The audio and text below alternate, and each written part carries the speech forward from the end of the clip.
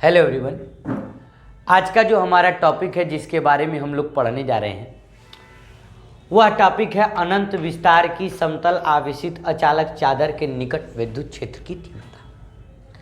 अभी last video में हमने आपको गाउस प्रमेय उसका निगमन बताया था और उसी गाउस प्रमेय के अनुप्रयोग के अंतर्गत आज का जो है हमारा टॉपिक है। बोर्ड परीक्षाओं में इस टॉपिक को पूछा भी गया है और इसका निगमन एक तरीके से देखें तो बहुत ही आसान सा निगमन। बात क्लियर है?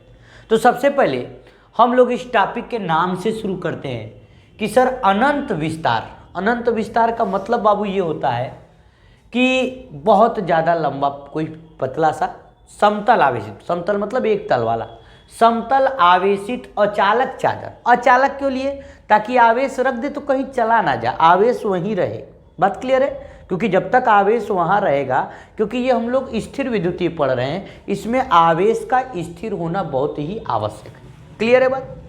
तो अनंत विस्तार की समतल आवेशित अचालक चादर के निकट विद्युत क्षेत्र की तीव्रता। तो हमने क्या किया, हमने एक अचालक चादर मान लिया। ठीक, अब ये आपको लग रहा है टेढ़ा, लेकिन ये मैंने ऐसे रखा हुआ है, ध्यान दीजिए।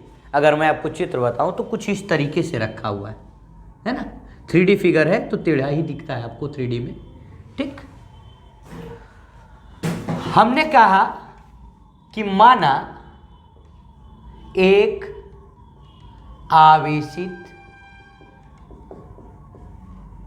अचालक चादर जिसका क्षेत्रफल A है वह स्थित है। ठीक, एवं कुल आवेश Q है। तो हमने एक क्या कर लिया, चालक ले लिया और चालक लेने के पश्चात जो है हमने यह बना डाला और इसका जो कुल आवेश है वो Q है। कितना है? Q। और आवेश घनत्व को मान लीजिए कितना है, वो सिग्मा। मैंने आपको पढ़ाया था ना, एक क्या होता है रैखिक आवेश घनत्व, एक क्या होता है पृष्ठीय आवेश घनत्व और एक क्या होता है आयतनिक आवेश घनत्व। तो यहाँ पर चूंकि एक पृष्ठ है तो हमको पृष्ठीय आवेश घनत्व लेना पड़ेगा सिग्मा, जिसका मान होगा Q/A।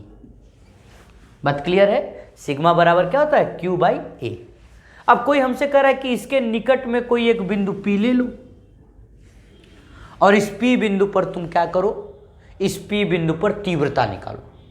तो अब हम एक साथ पूरे चादर के लिए तो निकाल नहीं सकते, तो हम लोग क्या करेंगे, एक छोटे से चादर के लिए तीव्रता निकालने का कोशिश करेंगे और संपूर्ण के लिए उसी का क्या करेंगे, समाकलन करेंगे। फिर से सुनो भाई, ये एक P बिंदु अगर आगे 10 मीटर पर है तो पीछे भी 10 मीटर पर होगा। वो मैं मीटर आपको एक 10 सेंटीमीटर मान के चलो, इतना दूरी नहीं होती है। एक चादर है, चादर के आगे भी कुछ बिंदु है तो वही बिंदु उतनी दूरी पर पीछे भी होगा। जैसे आप देख लीजिए, हमारी मान लीजिए हमने चादर ले ली तो इस चादर के इधर भी 3 सेंटीमीटर होगा और उधर भी 3 सेंटीमीटर होगा। बात क्लियर है?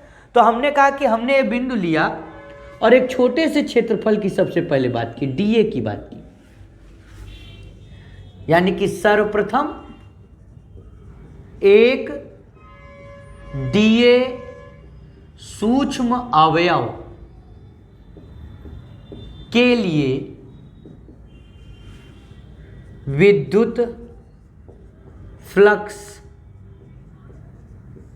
d∅ की गणना करते हैं।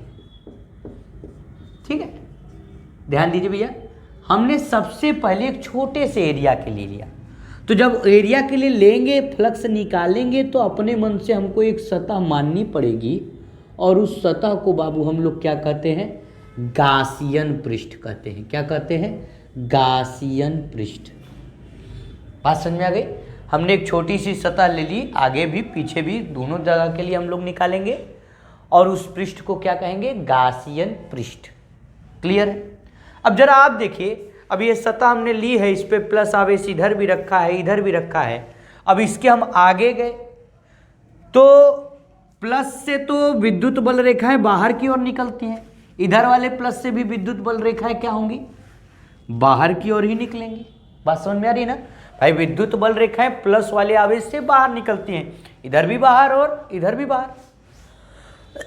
लेकिन इधर के सतह के लिए एरिया किधर होगा, जो हमने डीए एरिया लिया है वह एरिया भी तो इधर जा रहा है, और उधर की सतह के लिए एरिया किधर जाएगा, उस दिशा में जाएगा।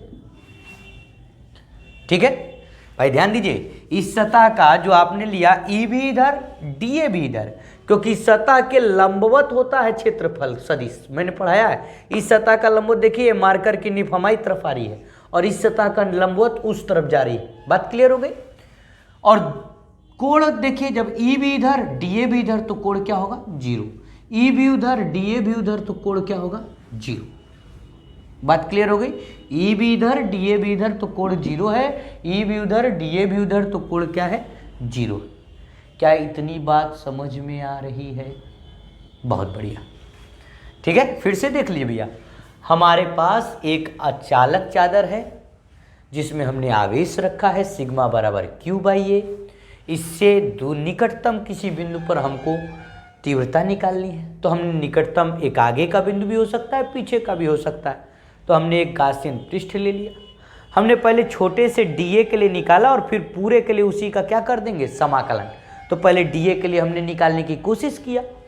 अब डीए के लिए जब हमने निकाला तो भाई एरिया भी इधर आ रही है, ई भी इधर आ रहा है, इस सतह का देखो क्षेत्रफल भी इधर आ रहा है, ई भी इधर आ रहा है, इधर ई इधर जा रहा है। कुछ लोग ये नहीं समझ पाते, लेकिन याद रखिए प्लस से बाहर की तरफ ही निकलेगा, इधर के लिए इधर बाहर निकलेगा तो उधर के लिए उधर बाहर निकलेगा।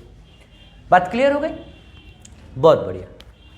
तो फ्लक्स डी फाई का मान E इंटू डी ए cos 0 degree plus E into D ए कॉस 0, दो के बराबर होगा ना भाई, एक इधर के और एक उधर के। तो डी फाई बराबर कॉस 0 का मान क्या होता है, 1 E D A plus E D A. D phi बराबर 2 ई डी ए।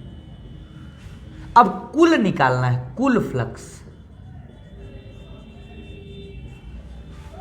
तो कुल फ्लक्स निकालने के लिए हमें क्या करना पड़ेगा, दोनों पक्षों का समाकलन। क्या करना पड़ेगा, समाकलन।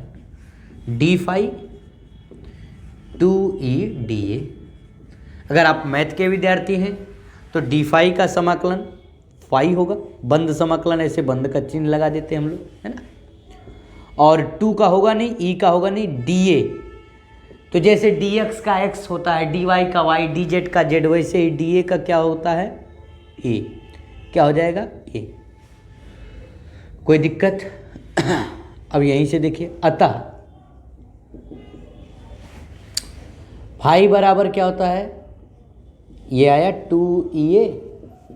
फाई का मान क्या होता है, q बटा एप्साइलम नॉट। तो q बटा एप्साइलम नॉट 2EA। ये 2a यहाँ गुणे में है, डिवाइड करेंगे तो भाग में आएगा, तो q अपॉन एप्साइलन नॉट था ही, 2 और a इधर चला आएगा, 2a इक्वल टू e। और q बाई ए, यहाँ देखिए हमने पहले लिख दिया, q बाई ए को क्या कहते हैं, सिग्मा। क्या कहते हैं बाबू, सिग्मा बटे 2 एप्साइलन नॉट e। यानी कि अचालक चादर के लिए क्या आएगा सूत्र आपका, सिग्मा बटे 2 एप्साइलम नॉट। क्या बात समझ में आ रही है? फिर से देख लीजिए, हमने कहा दोनों के बीच का कोण तो आपको बता ही दिया था, डी फाई बराबर ई डी ए 2 ई डी ए। दोनों पक्षों का समाकलन D phi 2 E D A, D phi का फाई 2 ई का होगा नहीं, डी ए का समाकलन ए।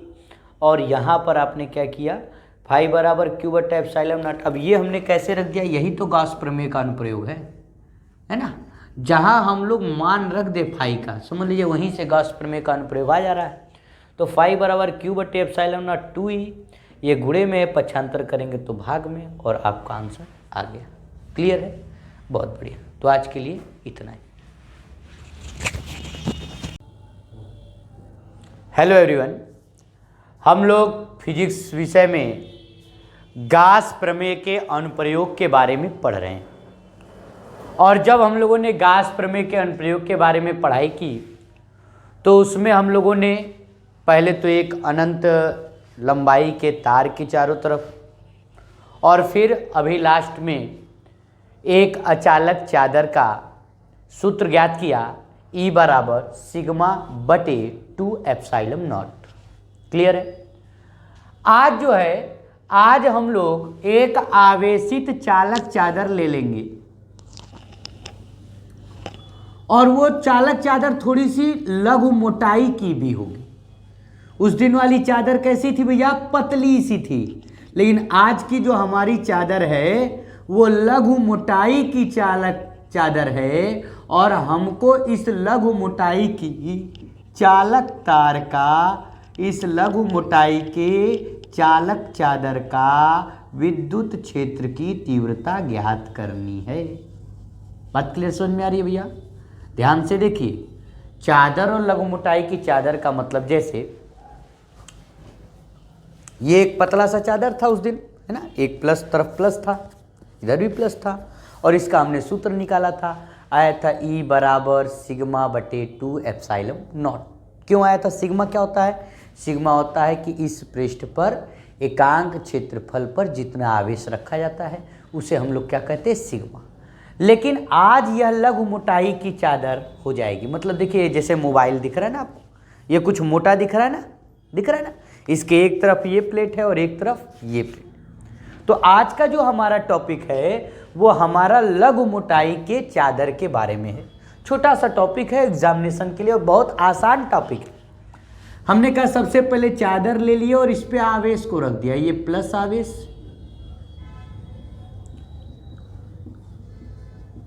और इधर भी प्लस आवेश, दोनों प्लस आवेश को रख दिया गया, है ना। जब इन दोनों प्लस आवेश को रख दिया गया तो इधर वाले प्लस आवेश का क्या आया था? E बराबर सिग्मा बटे 2 एप्सिलॉन नॉट। ध्यान दीजिए, हम दोनों पर बराबर आवेश घनत्व रख रहे हैं। ये नहीं कि इसमें सिग्मा 1 रखें, इसमें सिग्मा 2 रखें, वैसा भी रख करके हम आपको अभी बताएंगे। लेकिन अभी हमारे पास क्या है कि हम इस अचालक चादर के बारे में बात कर रहे हैं, तो हम आपको एक हेडिंग के तौर पे देखते हैं, लघु मोटाई की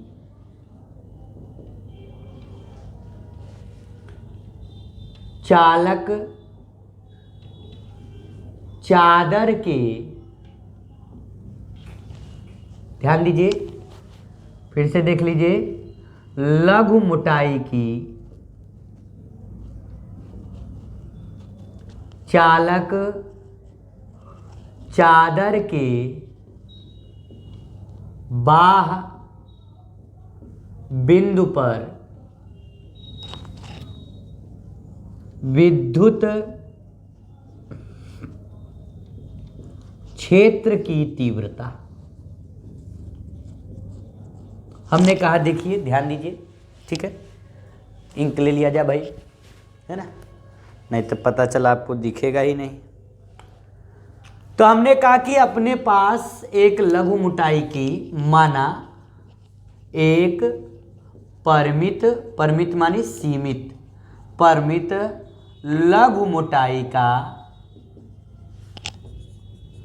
चादर है जिस पर Q आवेश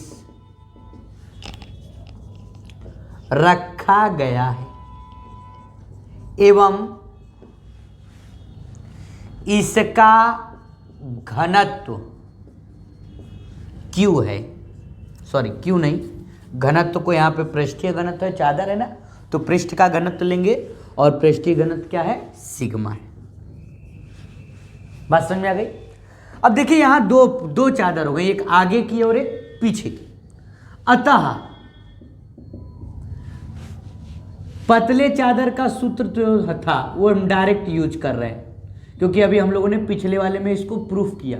हाँ, पेपर में अगर बड़े अंक में आता है तो पहले पिछला वाला भी प्रूफ करना पड़ेगा और ये भी करना पड़ेगा। तो वो क्या था? सिग्मा अपॉन 2 एप्सिलॉन नॉट, ये था ना। तो एक सतह का सिग्मा अपॉन 2 एप्सिलॉन नॉट, तो दूसरी सतह का भी कितना आएगा? Sigma upon 2 epsilon not. और तो कुल कितने हो गए?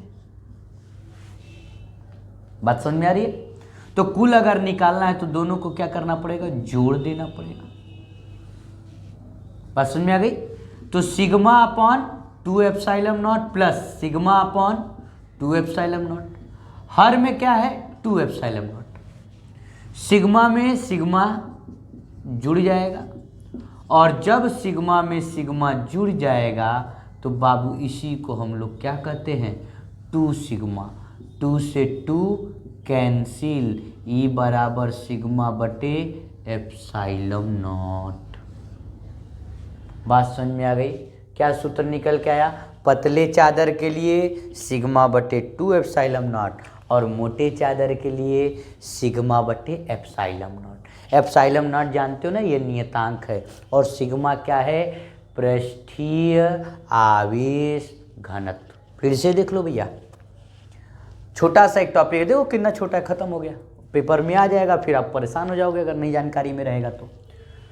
हमने कहा लघु मोटाई के चालक चादर के निकटतम किसी भी बाह्य बिंदु पर हमको विद्युत क्षेत्र की तीव्रता निकालनी है। तो हमने कहा हमारे पास एक परिमित मोटाई का चादर है जिस पर क्यू आवेश है, किधर भी और किधर भी, दोनों को हमने अभी समान माना है, तो सिग्मा इसका घनत्व और सिग्मा इसका घनत्व। अलग अलग मानते तो सिग्मा और सिग्मा लिखा रहता, सिग्मा ए सिग्मा बी। क्लियर? तो हमने दोनों को ले लिया। हमने कहा एक चादर का क्या होता है? सिग्मा बटे 2 एप्सिलॉन नॉट, दूसरे चादर का सिग्मा बटे 2 एप्सिलॉन नॉट।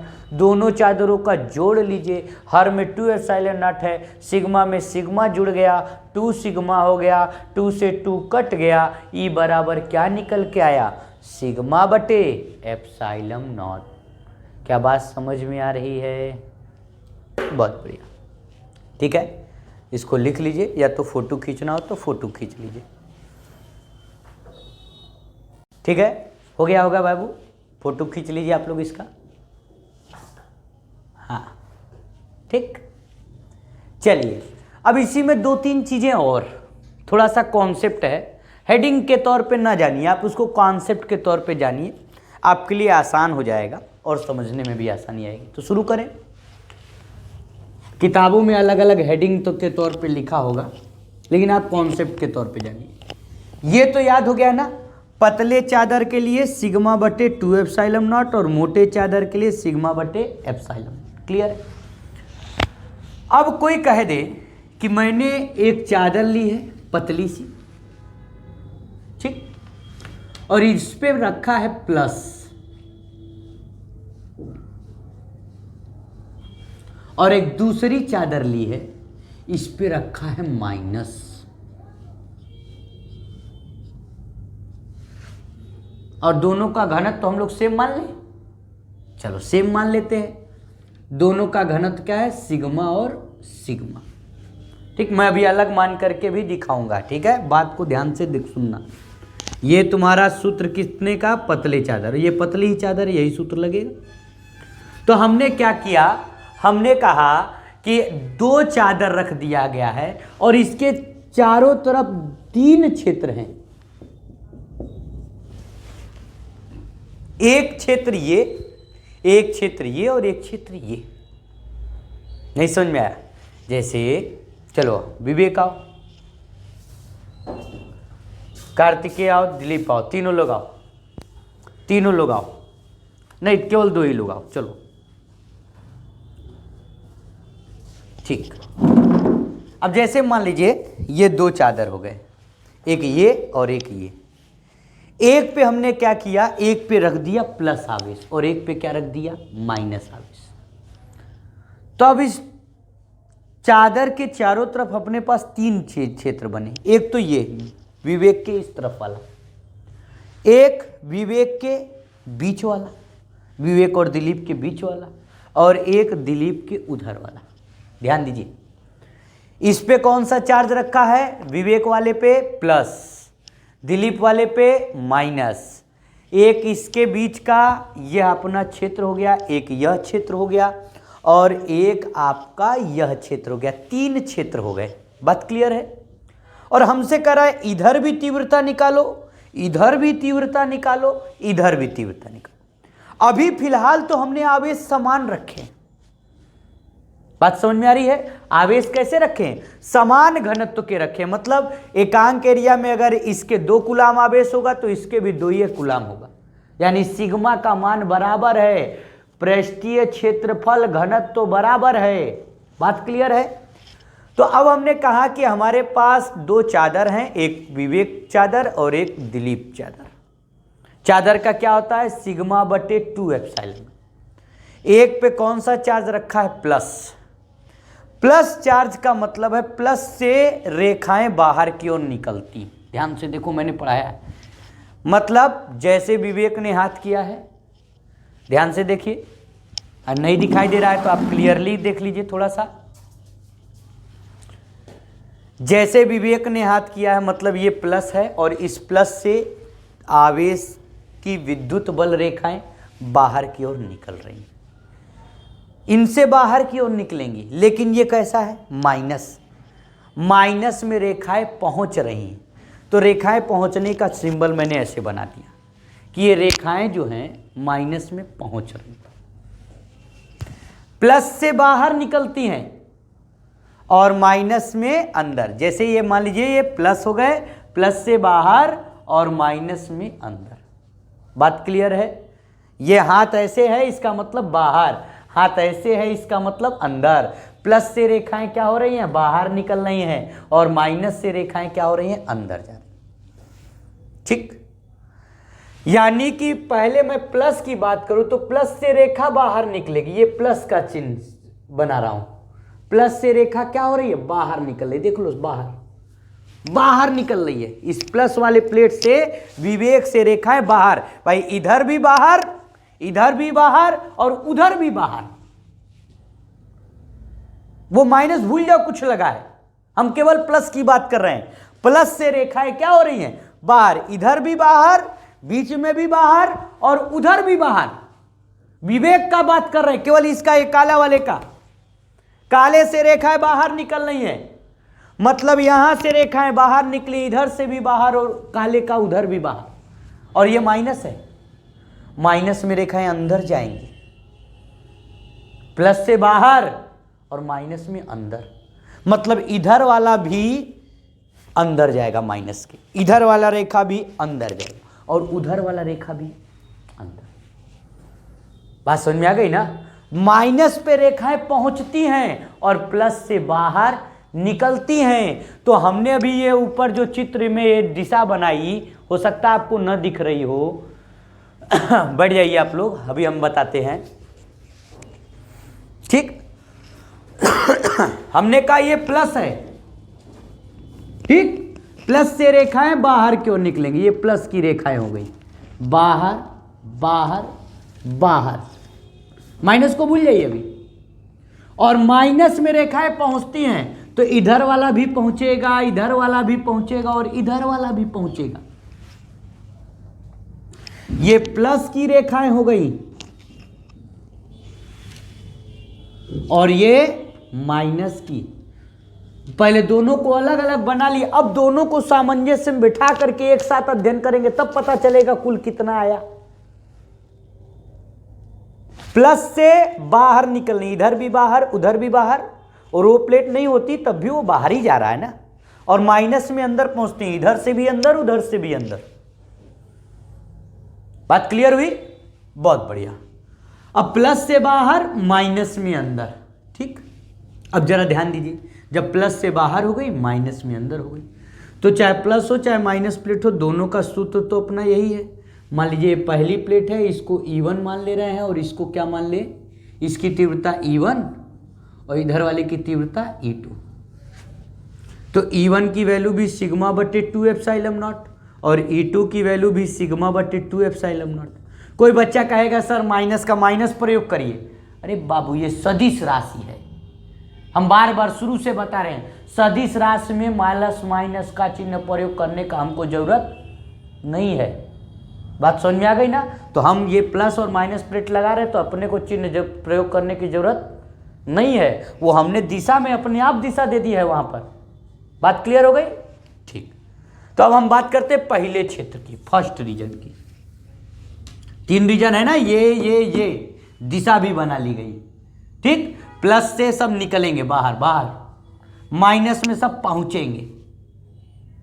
ठीक है, छुट्टी होती है सब बाहर निकलते हैं, कोई इधर जा रहा है अपने स्कूल से, कोई उधर जा रहा है, कोई उधर जा रहा है। और कहीं शादी ब्याह होता है तो सब कहीं कोनो पता चला लखनऊ से पहुंच रहा है, उसी शादी में कोई दिल्ली से पहुंच रहा है, सब वहीं पहुंचते हैं और प्लस से सब निकलते हैं। बात क्लियर हो गई? समझ में आ रहा है? बहुत बढ़िया। तो अब हम बात करते हैं फर्स्ट की, पहले की। ठीक है, बात किया जाए बाबू पहले के बारे में। ठीक, तो अगर हम पहले की बात करते हैं, फर्स्ट रीजन की बात करते हैं, प्रथम क्षेत्र की बात करते हैं, तो इसमें देखो एक रेखा बाहर की तरफ, एक रेखा अंदर की तरफ है। मतलब ई नेट बराबर एक रेखा बाहर की तरफ, एक रेखा अंदर की तरफ। भाई एक में से दूसरे को क्या कर दीजिए, घटा दीजिए। दिशा अलग अलग है, घटा दिया जाएगा। वेक्टर आप लगा सकते हैं, दोनों के बीच में 180 डिग्री का कोण है।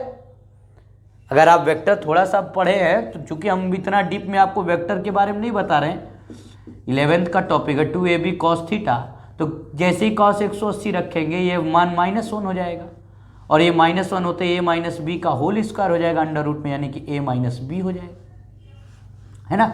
तो हम डायरेक्ट बताते हैं। हमने कहा एक की दिशा अंदर, एक की दिशा बाहर, एक बड़े में से छोटे को घटा दिए, चूंकि यहाँ दोनों बराबर हैं, घटा दीजिए, वैल्यू क्या आएगा? 0। क्या आएगा भैया? मान 0। यानी कि इन प्लस और माइनस प्लेट के बाहर वैल्यू 0 हो जाएगा। बात क्लियर हो गई? वहीं जब हम लोग दूसरी तरफ बात करें, सेकंड क्षेत्र की बात करें, सेकंड नहीं थर्ड क्षेत्र की बात करें, थर्ड क्षेत्र में बताना पड़ेगा हमको? नहीं, यही होता है थर्ड क्षेत्र में भी वही है। इससे भी एक बाहर एक अंदर, इसमें भी वही काम, घटा दीजिए, दोनों को जोड़ेंगे तब जब दिशा समान हो। इसमें भी पहले में जो आएगा वही तीसरे में आएगा। इसीलिए कहीं पर दो प्लेटें रखी जाती हैं, एक प्लस और एक माइनस, तो दोनों के बाहर तीव्रताएं नहीं होती, उनके बीच में तीव्रता होती। नहीं तो पता चलता बैटरी रखते इन्वर्टर का, एक प्लस एक माइनस है, तब बाहरों करंट तीव्रता होता, बाहर का भी वस्तु खींचता। ऐसा नहीं है, प्लस और माइनस है तो बीच में ही तीव्रता है, बाहर नहीं है। और ये बात यहाँ से सिद्ध भी हो रही है कि अगर आपने एक प्लस प्लेट ली है, एक माइनस प्लेट ली है, तो तीव्रता का मान उसके बीच में है, बाहर नहीं है। देखिए सिद्ध हो गया। और बीच में है तो उसको भी हम निकाल लेते हैं सेकंड क्षेत्र में। बीच में कितना है तो ई नेट निकालने गए,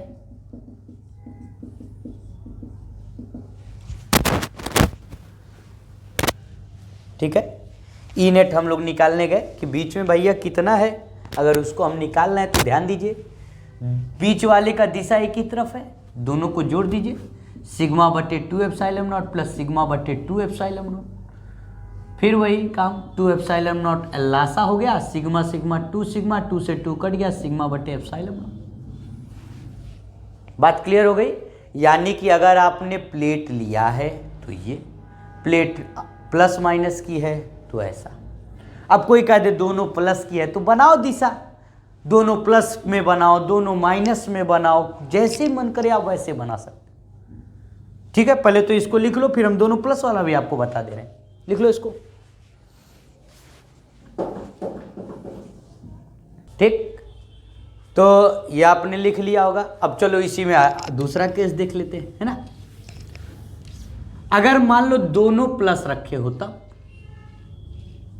दोनों प्लेट प्लस का ही होता, तो क्या इसमें कौन कठिन है। पहले तो हम ये वाले पहले प्लेट का बनाते हैं, पहले प्लेट से भी लोग बाहर निकलेंगे, इधर भी बाहर निकाल लो, इधर भी बाहर निकाल लो, और दूसरी प्लेट से भी लोग बाहर निकलेंगे, इधर भी बाहर निकालो, ये दूसरी प्लेट, इधर भी बाहर निकालो और इधर भी बाहर निकालो।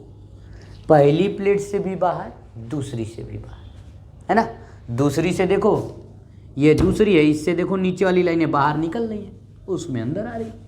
बस फिर क्या करो, पहले और तीसरा क्षेत्र के लिए ये आएगा, है ना। इसी में बदलाव कर दे रहा हूं। पहले और तीसरे क्षेत्र के लिए क्यों यही आएगा, एक दिशा दोनों को जोड़ लिया गया। इसमें भी तीसरे में एक ही दिशा जोड़ लिया गया। और जब हम दूसरे क्षेत्र की बात करेंगे तो उसमें ये आएगा, एक दिशा अंदर एक दिशा दूसरे क्षेत्र में, यहां पर 0। यानी जब दो प्लस प्लेट ले लेंगे तो उनके बीच में तीव्रता का मान क्या हो जाता है, 0। दो माइनस प्लेट ले लेंगे तो उनके भी बीच में तीव्रता का मान क्या हो जाता है, 0। और एक प्लस और एक माइनस लेंगे तो बीच में ही तीव्रता होती है, बाहर तीव्रता का मान क्या हो जाता है, 0। इस पे आपका एमसीक्यू भी बन सकता है, कॉन्सेप्चुअल क्वेश्चन भी बन सकता है कि अगर आपने दोनों प्लस प्लेट लिए हैं तो बीच में ही तीव्रता का मान 0 होगा, बाहर तीव्रता होगी। दोनों माइनस प्लेट लिए हैं तो बीच में तीव्रता का मान 0 होगा और बाहर तीव्रता होगी। और अगर आपने एक प्लस और एक माइनस लिया है तो क्या होगा, एक प्लस और एक माइनस लिया तो बीच में तीव्रता होगी और अन्य सभी बाहर क्या हो जाएंगे, 0। क्लियर है बात? तो इसको भी आप चाहें तो लिख लें, नहीं तो ये तो कोई टॉपिक नहीं है, आपको केवल एग्जाम में या कंपटीशन में केवल याद रखना चाहिए इसको। ठीक है, फोटो खींच लीजिए भाई।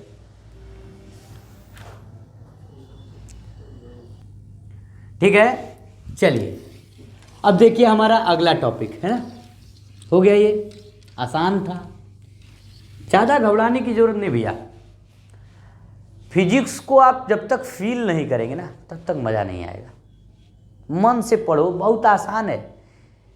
ये लोगों को इसलिए नहीं समझ में आता ना क्योंकि इसका हर एक आगे का टॉपिक पीछे वाले टॉपिक से जुड़ा। अब बच्चा चाहता है मेहनत ना करे फिर भी आ जाए तो कैसे चलेगा, है ना। हर एक आगे का टॉपिक पीछे के टॉपिक से जुड़ा हुआ है, इसलिए इसमें दिक्कत है। अन्य विषय में जाइए, पता चला आज ये टॉपिक शुरू है, वहीं से पढ़ना शुरू हो गया, समझ में भी आने लगा। इसमें यही दिक्कत है, इसलिए इसको लाइन से पढ़ना बहुत ज़रूरी है। कोई भी यूनिट आप पढ़ा रहे तो शुरू से लगा के लास्ट तक जानकारी रहे, नहीं तो फिर जब नया यूनिट शुरू होगा वहीं से समझ में आएगा। मान लीजिए विद्युत धारा पढ़ा, पूरा विद्युत धारा की जानकारी रहे, नहीं तो फिर चुंबक पढ़ाएंगे तो फिर चुंबक से शुरुआत से जानकारी हो, ऐसी चीज़ें होती हैं। इसलिए लोगों को दिक्कत है, इसीलिए आपको वीडियो दिया जा रहा है। आपको बीच से नहीं पढ़ना है, पीछे से पढ़ना शुरू करिए। अब पूरा एक विद्युत धारा का यूनिट होगा, पूरा एक चुंबक का यूनिट होगा, एक एक यूनिट को उठा करके हम प्लेलिस्ट बना के आपको देंगे। पूरा यूनिट एक साथ पढ़िए ताकि सब टॉपिक एक दूसरे से जो रिलेट हैं समझ में आ जाए, है ना। चलिए, तो आज का जो अब अगला हमारा टॉपिक है वो है एक समान रूप से आवेशित गोलीय कोश के कारण तीव्रता। अब कहिए सर ये क्या बोल दिए, एक समान टॉपिक पहले तो मैं लिख दे रहा हूं, नहीं तो आप लोग भैया नहीं लिख पा रहे हैं, नोट्स मांग लीजिए, ऑनलाइन मांग लीजिए, नंबर आपको पता ही होगा, है ना। नहीं तो चैनल पे नंबर है, नहीं तो आप मिल करके नोट्स ले लीजिए, है? एक समान रूप से आवेशित गोलीय कोश की विद्युत क्षेत्र तीव्रता, ये हमारा टॉपिक है ना। ऐसे ही पेपर में भी आता है, आप चेक करिएगा, बड़े अंक में 5 अंक में आता है। और यही एक और टॉपिक का निगमन भी इसमें हो जाता है साथ में ही, बिंदु आवेश के कारण विद्युत क्षेत्र की तीव्रता। ये मैंने आपको एक बार पहले कराया हुआ है, सेम वही चीज है। अब सबसे पहला तो आ गया बंदा कह रहा है सर गोलीय कोश क्या होता है, इंग्लिश में कहते हैं स्फेरिकल, SHELL सेल। कहेगा सर गोलीय कोश क्या होता है, हमको गोलीय कोश के बारे में बताइए। तो कहेगा गोलीय कोश का मतलब खोखला गोला है। गोलीय कोश का मतलब खोखला, जैसे अंडा का देखा है ना, अंडे को ऐसे तोड़ा जाता है, ऊपर का छिलका हट जाता है, अंदर का मटेरियल उठा करके गिरा करके आमलेट बना लिया था, यही ना है, वही तो है, कोश है। धातु का कोश बना दिया गया, अंदर खाली है, बाहर खाली बस बीच में है। फुटबॉल देखे हो ना, वही सिस्टम है, बस ये धातु का है और थोड़ा सा मोटा है। ठीक, फुटबॉल में जो परत होती है बड़ी पतली होती है, उतनी पतली परत नहीं है, थोड़ी सी मोटी परत है ना, त्रिज्या का, ताकि अंतर रहे। एक आंतरिक त्रिज्या, एक बाह्य त्रिज्या। अरे मैथ में पढ़े होगे आप, गोलीय कोश, मैथ में सूत्र भी होता है, गोलीय कोश का आयतन, गोलीय कोश का क्षेत्रफल, है ना। अब कह रहा है कि हमारे पास एक गोलीय कोश है और इस गोलीय कोश के अंदर और बाहर और सतह पर आपको तीव्रता निकालनी। जैसे मान लीजिए मेरा गोलीय कोश है और इस गोलीय कोश, मेरा गोलीय कोश का मतलब हम खरीदे नहीं भैया, ये हमारा गोलीय कोश हो गया। ठीक, फिर कह रहे हैं हमारा का मतलब खरीदे नहीं है ना। तो ये गोलीय कोश हो गया, इस पे हमने क्या रख दिया, आवेश रख दिए। अब आप लोग बार बार कहेंगे सर जी धन आवेश रख देते हैं, ऋण आवेश रखिए। बाबू जो धन के लिए होगा वही ऋण के लिए भी होगा। और धन बनाना आसान है, हम बार बार ये बात बताते हैं। धन धातु से बनती है, धातु इलेक्ट्रॉन निकाल देते हैं और आसानी से धनायन बना लेते हैं। और ऋण अधातु से बनता है, और अधातु के बारे में अगर हम बताने लगे तो अधातु विद्युत का चालक ही नहीं करेगा। बात समझ रहे हो ना। अधातु यानी कि नॉन मेटल इलेक्ट्रिसिटी को कंडक्ट ही नहीं करेगा, विद्युत धारा का चालन ही नहीं करेगा। इसलिए हम लोग अधातु लेने का ज्यादा कोशिश नहीं करते, सब प्लस से ही बनाते हैं। अगर आप थोड़ा सा केमिस्ट्री में जाओ तो केमिस्ट्री में आपको इलेक्ट्रोकेमिस्ट्री चैप्टर होगा, उसमें बताया भी जाता है कि प्लेट होती है किसी भी बैटरी के अंदर, एक प्लस प्लेट एक माइनस प्लेट, और प्लस प्लेट भी धातु की बनती है और माइनस वाला भी धातु का बनता है। अधातु का नहीं बनता, एक कॉपर का बन रहा है तो एक जिंक का बन रहा है, दोनों धातु का ही बनता है। क्योंकि धातु का धनायन बनाना आसान है और ऋणायन कठिन है, लेकिन वो भी हम बनाते हैं। धातु का ही प्रयोग करते हैं क्योंकि धातुएं ही सुचालक हैं, अधातुएं तो है नहीं। बात समझ में आ गई ना। तो अगर किसी बच्चे के मन में आ रहा होगा सर जी बार बार प्लस ही लेते हैं, कोई प्लस इनका रिश्तेदार है, तो भैया रिश्तेदार ही नहीं है। प्लस इसलिए ले रहे हैं, प्लस इसलिए ले रहे हैं भैया क्योंकि प्लस धातु का बनाना आसान है। भैया वही एक्सपेरिमेंट करेंगे जिसमें लागत हुआ पैसा कम लगे। अब यहीं हम लोग माइनस लेके चलेंगे, धातु को माइनस बनाने में पता चला एक्स्ट्रा हमें पैसा खर्चा करना पड़ रहा है। न एक्सपेरिमेंट चला गया, पैसों खर्चा हो गया, क्या मतलब है। बात समझ में आ गई ना। इसलिए हम लोग प्लस लेके चलते हैं। ठीक, अब आते हैं आगे चलते हैं ना। गोलीय कोश ले लिया और इस पे हमने क्या रख दिया, आवेश रख दिया, एक समान आवेश। घनत्व तो कितना इसका, वही सिग्मा।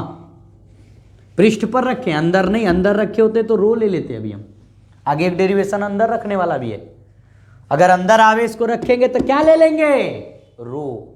हमने कहाँ रखा है, सतह पर। सतह पर रखा है इसलिए क्या लिया है, सिग्मा। क्या लिया है, सिग्मा। क्लियर, बहुत बढ़िया। अब कोई आदमी आया कह रहा है कि है गोलीय कोश है, तो आप कहिए हाँ है।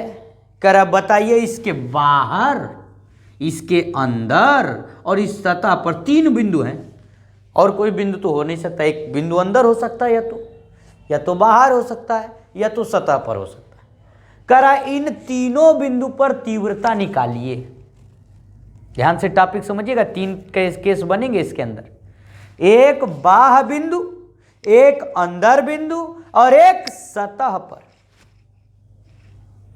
और कह रहा इन तीनों बिंदु पर आपको तीव्रता निकालनी है। बाह्य बिंदु, आंतरिक बिंदु, सतह का बिंदु। तो हमने कहा बहुत आसान है भैया। सबसे पहले तो हम आपको बता देते हैं, लिख लो कि माना एक गोलीय कोश है। ठीक, ये लिखना पड़ता भाई।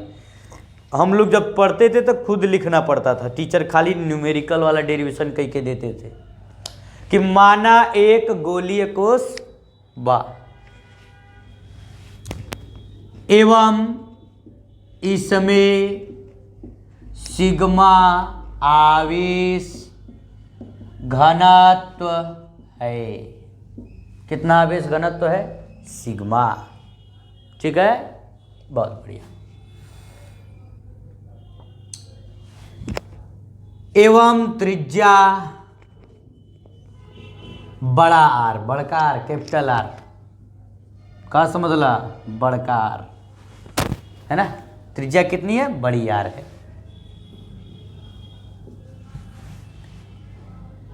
ठीक, यहां तक तो मान लेंगे। हमें बाह्य बिंदु पर तीव्रता ज्ञात करनी है। तो बाह्य बिंदु, बिंदु का नाम भी लिख दो, P पर तीव्रता ज्ञात करनी। मान लो ये बाह्य बिंदु है कहीं P, ज़्यादा बाहर मत ले लीजिए, यहीं लीजिए P, और इस P बिंदु पर अपने को तीव्रता ज्ञात करनी है। P बिंदु इस सतह से कुछ दूरी पर भी होगा, यहाँ से केंद्र से R दूरी पर भी होगा, है ना। तो हमें क्या कहा गया कि इस P बिंदु पर तीव्रता ज्ञात करिए। हमने कहा ठीक है, ज्ञात करेंगे भाई। यह बिंदु R दूरी पर है और जिस P बिंदु पर हमको तीव्रता ज्ञात करनी है वह केंद्र से कितनी दूरी पर है? R दूरी पर है। कितनी दूरी पर है? R दूरी पर। ठीक है, अतः R दूरी पर एक काल्पनिक गासियन पृष्ठ बनाएंगे।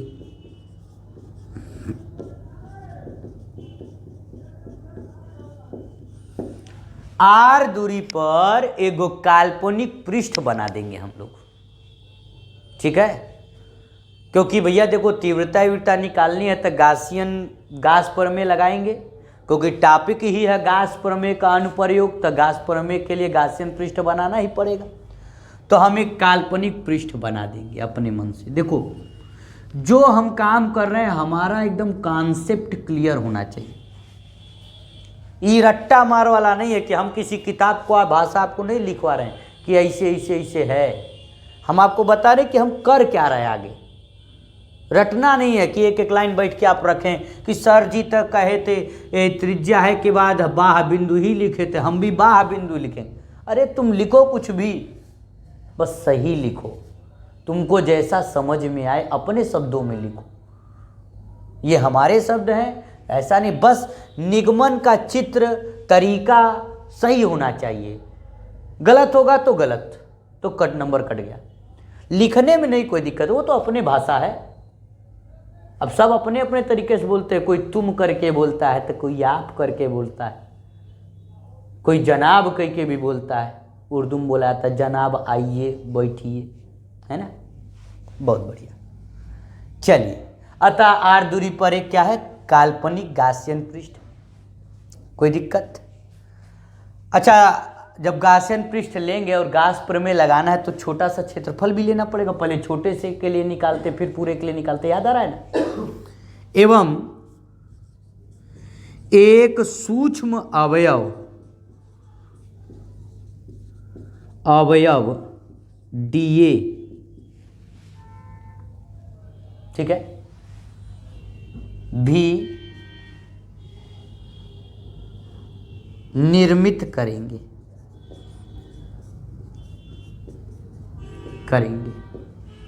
एक छोटा सा अवयव DA भी हमने यहां पर बना लिया, है ना। कोई दिक्कत?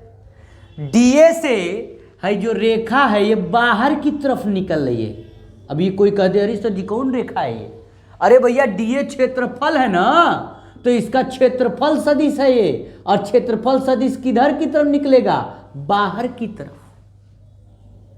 बताए थे ऐसे फुटबॉल है, सतह है, तो जिस सतह है, जैसे अगर यह मान लीजिए सतह है तो सतह के लंबवत न निकलता है, तो यहां पर है तो इसके लंबवत निकल। और जो E है विद्युत क्षेत्र, विद्युत बल रेखा है, वो भी तो प्लस से बाहर की तरफ ही जाती हैं, तो ई भी उधर चला गया और दोनों एक ही दिशा में है, तो उनके बीच का कोण कितना हुआ? 0 डिग्री। तो विद्युत फ्लक्स फाई बराबर ई ए कॉस थीटा। चूंकि यहाँ एरिया छोटा लिए हो तो फ्लक्स भी क्या होगा? छोटा। तो डी फाई बराबर ई इंटू डी ए कास 0, और कास 0 का मान क्या होता है बाबू लोग? 1 होता है। तो डी फाई बराबर ई इंटू डी ए। क्या यहां तक लाइन समझ में आ रही है? डी फाई बराबर क्या होगा? ई इंटू डी ए। बहुत बढ़िया। अब ये तो छोटे से एरिया के लिए हुआ ना, पूरे एरिया के लिए क्या करना पड़ेगा? पूरे एरिया के लिए हमको करना पड़ेगा समाकलन। क्या करना पड़ेगा?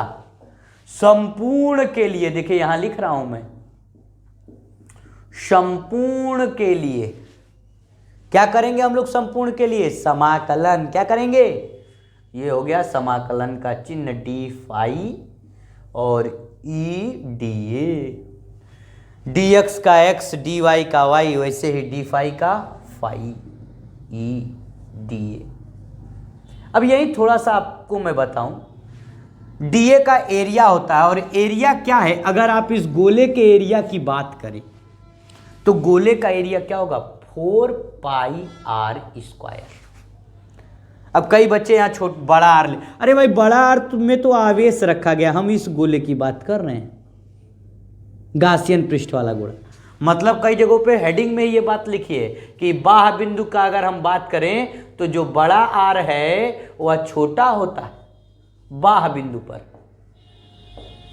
आप ही देख लो भैया, बड़ा आर अंदर है और छोटा आर बाहर है, तो छोटा आर बड़ा है, बड़ा आर यहाँ छोटा है। ये याद रखना, बुक में भी लिखा होगा क्योंकि बाह्य बिंदु की बात हो रही है।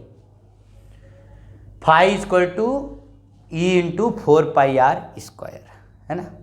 यहां तक हो गया, बस खत्म हो गया। और फाई का मान गास प्रमेय कहता है फाई बराबर क्यू बटा एप्सिलॉन नॉट। भर दीजिए क्यू बटा epsilon naught E into 4 pi are square, E equal to Q upon 4 pi epsilon naught R square, यानी ई बराबर 1/4 पाई एप्सिलॉन नॉट क्यू बटे आर स्क्वायर। यही आपका किसी भी गोले के, किसी भी गोलीय कोश के बाह्य बिंदु पर तीव्रता का सूत्र हो गया। क्या क्या किए हमने? कहा बाहर एक बिंदु ले लेंगे, बिंदु पर अपना एक गासियन पृष्ठ बनाएंगे, छोटा सा एरिया लेंगे, एरिया भी बाहर, ई भी बाहर, कोण कितने का? 0 डिग्री। दोनों पक्षों का समाकलन कर देंगे, और जैसे ही दोनों पक्षों का समाकलन किए अपना क्या होगा? क्लियर है? फोटो खींच लीजिए, जिनको भी लिखना हो या जिनको लिखना हो लिख सकते हैं।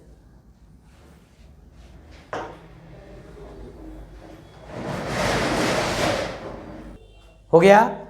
क्या आया? ई बराबर 1/4 pi epsilon naught Q by R square, बाह्य बिंदु के लिए आया। अब थोड़ा सा यहाँ थोड़ा सा सूत्र को और मॉडिफाई किया गया है, कुछ नहीं, यहां लिखे ना, देखो बार बार हम बताते सिग्मा बराबर क्यू बटा ए, बताते ठीक। और एरिया किसकी लोगे? जहां पर आवेश रखा गया है, आवेश के लिए कौन सा एरिया होगा?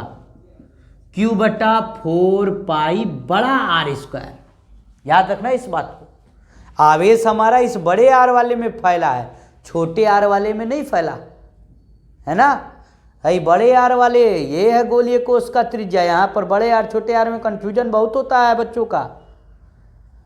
याद रखना, जब मैं गास प्रमेय लगाऊंगा तो छोटा आर, और जब मैं सिग्मा का मान लिखूंगा तो बड़ा आर, क्योंकि आवेश मेरा बड़े आर में है और गास प्रमेय लगाने वाला गासियन पृष्ठ मेरा छोटे आर में। एकदम यही याद रखना, गासियन पृष्ठ के लिए छोटा आर और आवेश के लिए बड़ा आर। तो यहां पर ये 4 पाई आर गुणे में है, इधर आएंगे, सॉरी भाग में है, इधर आएगा तो तो सिग्मा इंटू 4πr² बराबर क्यू। ठीक, तो जो सूत्र का निगमन हुआ था, मैं यहाँ मिटा रहा हूँ अब, तो जो सूत्र का निगमन हुआ था E=1/4πε0 Q/r², यही ना हुआ था। आर की जगह क्यू की जगह क्यू का मान भर दीजिए। क्या है मान? Sigma 4πr²। 4π से 4π कट गया। E बराबर सिग्मा r²ε0r²। बाह बिंदु का पूरा, वो भी सूत्र सही है, लेकिन थोड़ा सा इसको मॉडिफाई करके यहाँ तक हम लोग बाह बिंदु पर क्या करेंगे? पहुँचाएंगे। तो क्या किए? है सिग्मा बराबर Q/A का मान रख दिए, ये गुणे में भाग में है, पक्षांतर किए तक गुणे में हो गया। और ये जो सूत्र था वहीं पर यहाँ Q लिखा था ना, तो Q की जगह मान भर दीजिए और अपना सॉल्व हो गया। क्लियर है? तो अभी तो मैंने बाह बिंदु पर बताया, अभी मैं सतह पर भी बताऊंगा और अंदर भी बताऊंगा। ठीक है, चलिए लिख लीजिए इसको भी।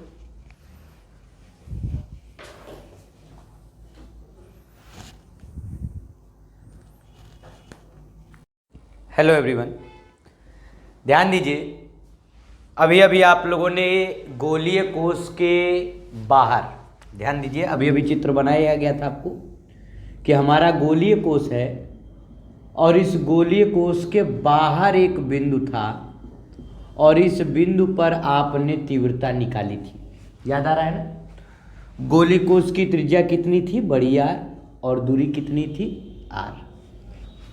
आपने इस गोलीय कोश के बाहर एक बिंदु पर आपने इसका विद्युत क्षेत्र तीव्रता ज्ञात की थी और इसका सूत्र आपका आया होगा E बराबर सिग्मा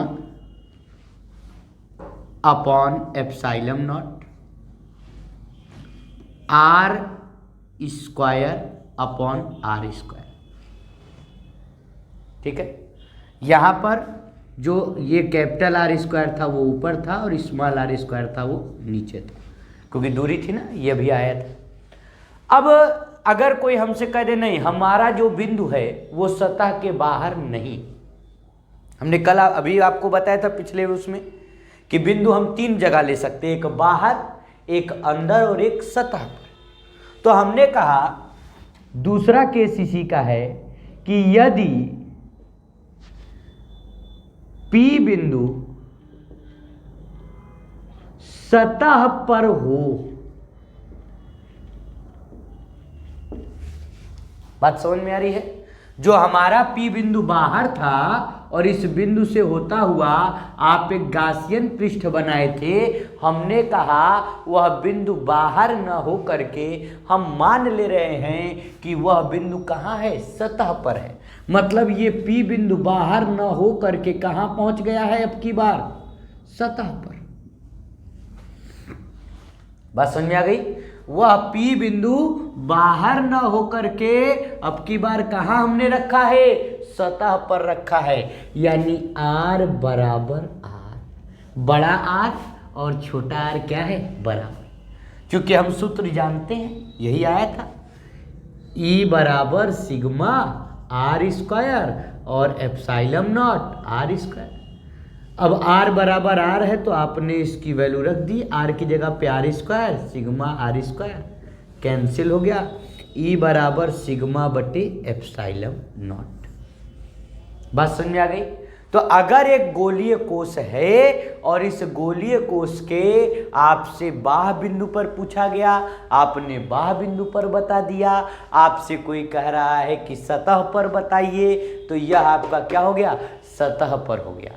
तो गोलीय कोश के सतह पर तीव्रता का सूत्र क्या होता है? सिग्मा बटे ε0। क्या बात समझ में आ रही है सबको? बहुत बढ़िया। अब इसको आप लिख लेंगे चित्र बना करके, है ना, कि यदि P बिंदु कहाँ हो? सतह पर हो, तो ये सतह पर का निगमन हो गया। और अब इसके बाद हम वह P बिंदु कहाँ लेके जाएंगे? अंदर। बाहर का हो गया था, बाहर का आपको अभी हमने बताया था, गासियन पृष्ठ बनाया था, फिर DA लिया था और अन्य बातें की थी। लेकिन आज का जो हमारा बात है, आज का जो हमारा टॉपिक है, आज का जो हमारा कॉन्सेप्ट है वो थोड़ा सा अलग। अब हम कह रहे हैं, देखिए सेकंड केस के बाद क्या आ गया, थर्ड केस। और थर्ड केस क्या है कि यह जो P बिंदु है यह हमारा अंदर है। ध्यान दीजिएगा, यानी कि केस नंबर 3, यदि P बिंदु आंतरिक स्थित हो,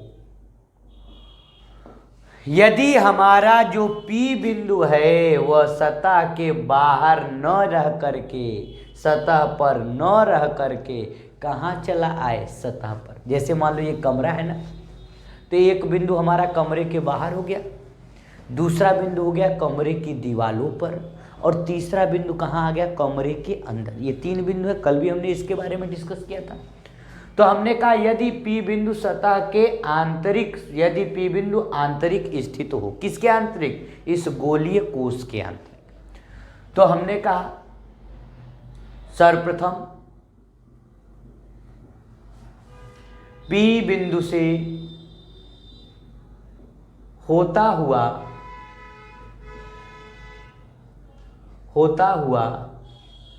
काल्पनिक पृष्ठ गासियन पृष्ठ खींचेंगे। ठीक है, इस P बिंदु से होता हुआ गासियन पृष्ठ आप खींच दीजिए। ठीक है, वही सिस्टम जो अभी अभी किए थे। एवं DA सूक्ष्म क्षेत्रफल अवयव लेंगे। एक छोटा सा क्षेत्रफल अवयव भी ले लिया हम लोगों ने, DA। ठीक, फ्लक्स बराबर फाई बराबर EA cos थीटा होता है। चूंकि क्षेत्रफल हमने छोटा लिया है इसलिए फ्लक्स का मान भी कैसा होगा, छोटा। T फाई बराबर EDA cos थीटा। हमने कहा ये एक छोटे से एरिया के लिए है, संपूर्ण के लिए क्या करना पड़ेगा, संपूर्ण के लिए समाकलन। क्या करेंगे, समाकलन। सेम कॉन्सेप्ट जो कल चल रहा था वही चल रहा है, D phi EDA cos theta, समाकलन कर लिए। D फाई का समाकलन फाई, अभी इधर वाले रिजल्ट को हम रहने दे रहे हैं। क्यों रहने दे रहे, रीजन है। गास प्रमेय क्या कहता है, फाई बराबर Q बटा एप्सिलॉन नॉट, यही ना होता है।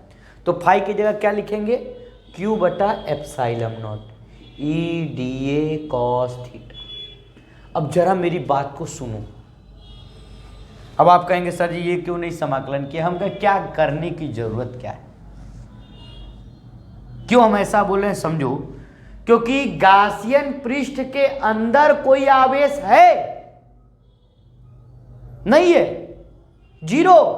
यहां पर लिखेंगे हम लोग Q बराबर 0, क्योंकि पृष्ठ के अंदर आवेश नहीं है। क्यों भैया, बात कुछ समझ में आई ना। जैसे ये बोतल है, मान लीजिए ये बोतल है, एक बिंदु बाहर था और बोतल के ऊपर हमने ये मार्कर यानी आवेश रखा हुआ है। अगर ये बिंदु बाहर था, हमने इससे लेकर के एक सतह बनाई थी, तो इस सतह के अंदर ये मार्कर वाला आवेश आया था। सतह पर जब हमने लिया था तब तो वो सतह पर का तो आवेश था ही, लेकिन अगर हम अंदर चले गए, हमारा बिंदु अंदर है, तो उसके अंदर क्या आवेश होगा, नहीं, आवेश तो सतह पर है ना। जब हमने आवेश की बात की तो यह आवेश कहां है, यह आवेश सतह पर है। आवेश कहां है बाबू, सतह पर, और बिंदु कहां लिए हैं, अंदर। तो इस गास थ्योरम को लगाने के लिए, गास प्रमेय को लगाने के लिए गास ने क्या कहा था, किसी बंद सतह से बद्ध आवेश होना चाहिए, सतह के अंदर आवेश होना चाहिए। लेकिन यहां पर सतह के अंदर कोई आवेश है नहीं है। यहां पर सतह के अंदर कोई आवेश नहीं है। जो आपने सतह खींची है ना, इसके अंदर नहीं है, इसके बाहर देखिए प्लस दिख रहा है, अंदर कोई आवेश नहीं दिख रहा। तो जब अंदर आवेश नहीं दिखा तो ये 0/ε0 EdA cos थीटा, जीरो का कोई मतलब नहीं, 0/ε, जीरो के नीचे हर में कुछ भी आ जाए जीरो ही रहेगा। और EdA cos थीटा, इसको इधर भेज दीजिए भाग में, ये भी खत्म। यानी E बराबर क्या होगा, 0। तीव्रता बराबर क्या होगी, 0। यानी कि गोलीय कोष के आप अंदर चले गए तो गोलीय कोष के अंदर क्या होती है, तीव्रता का मान 0 होता है। क्या मेरी बात समझ में आ रही है? गोलीय कोष के अंदर तीव्रता का मान 0 होता है। इस बात को एकदम याद रखिए। गोलीय कोष की सतह पर σ/ε0, अंदर 0। फिर से ध्यान से देखिए, मैं चित्र से आपको दिखा रहा हूं। गोलीय कोष के यहां पर आप अंदर हैं, अंदर के बिंदु पर हमने जब अंदर एक बिंदु माना था तो ये P बिंदु माना था। P बिंदु जब माना था तो हमने इसका एक काल्पनिक पृष्ठ ले लिया था। इस काल्पनिक पृष्ठ को हमने गासियन पृष्ठ कहा था। इस पे हमने छोटा सा dA ले लिया था। और फिर हमने कहा, जब हमने सब कुछ लगा लिया तो हमने कहा इस गासियन पृष्ठ के अंदर कोई आवेश है ही नहीं, अंदर कोई नहीं है, बाहर आवेश है। बात समझ में आ रही है? तो यदि P बिंदु आंतरिक स्थित हो तो सर्वप्रथम P बिंदु से होता हुआ एक काल्पनिक गासियन पृष्ठ खींचेंगे एवं dA सूक्ष्म क्षेत्रफल अवयव लेंगे तो d बराबर EdA cos थीटा। तो संपूर्ण के लिए उसी का समाकलन करना पड़ेगा। d बराबर समाकलन EdA cos थीटा, dx का x, dy का y, dz का z, वैसे ही d का EdA cos थीटा। तो फाई का जब मान रखेंगे तो Q/ε0 होता है। किसने कहा था? गॉस ने बताया था कि फाई का मान क्या होता है, Q/ε0। और जैसे ही आपने रखा तुरंत हमने कहा कि अंदर तो कोई आवेश है ही नहीं, और जब अंदर आवेश है ही नहीं तो Q का मान 0, और 0 के साथ जब रिलेट करेंगे तो प्रत्येक मान क्या हो जाएगा, क्या बात समझ में आ गई हमारी? यानी कि सतह के बाहर तीव्रता होगी, सतह पर तीव्रता होगी, लेकिन सतह के अंदर तीव्रता का मान क्या होगा, 0 होगा। ठीक है?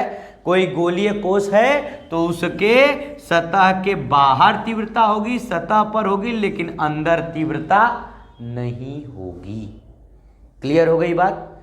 जिनको लिखना है वो लिख ले, है ना? उधर लिखा हुआ है, चित्र भी बना हुआ है आपका, लिख लीजिए।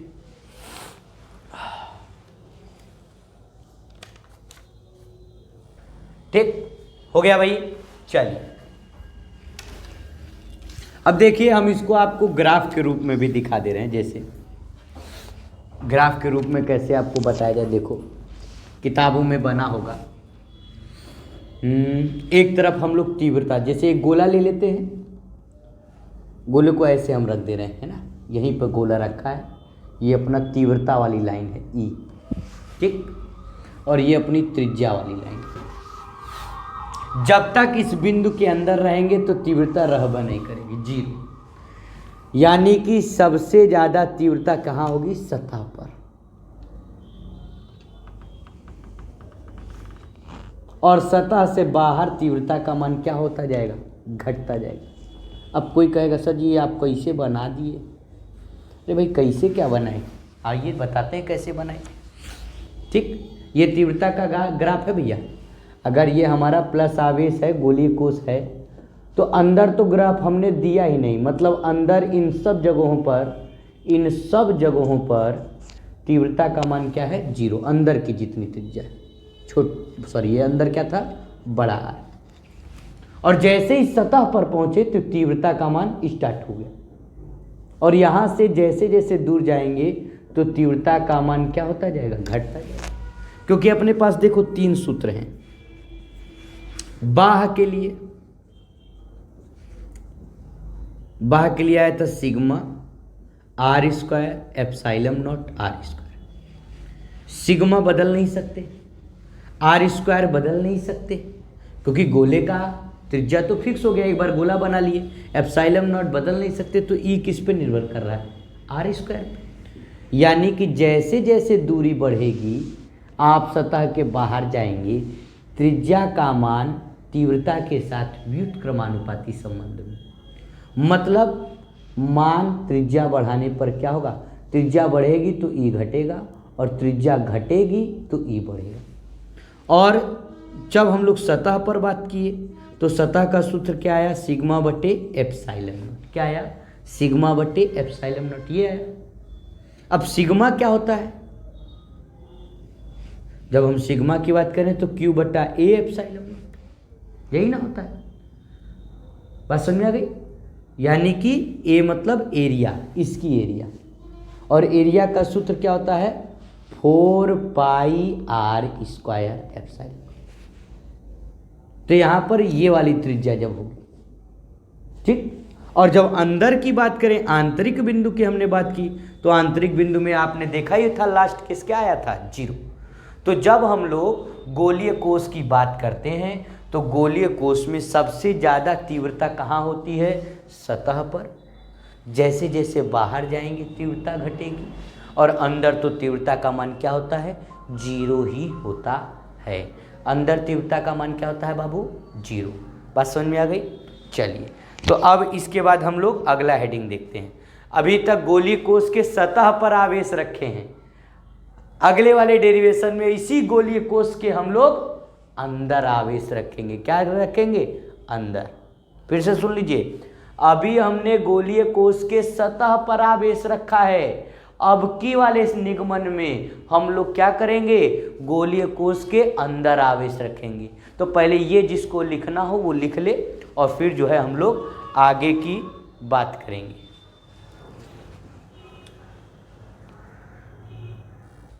चलिए, तो अब अगला वाला टॉपिक शुरू किया जाए भाई, बोलो। चलो ठीक है। अब क्या है भैया, एक समान आवेशित गोलीय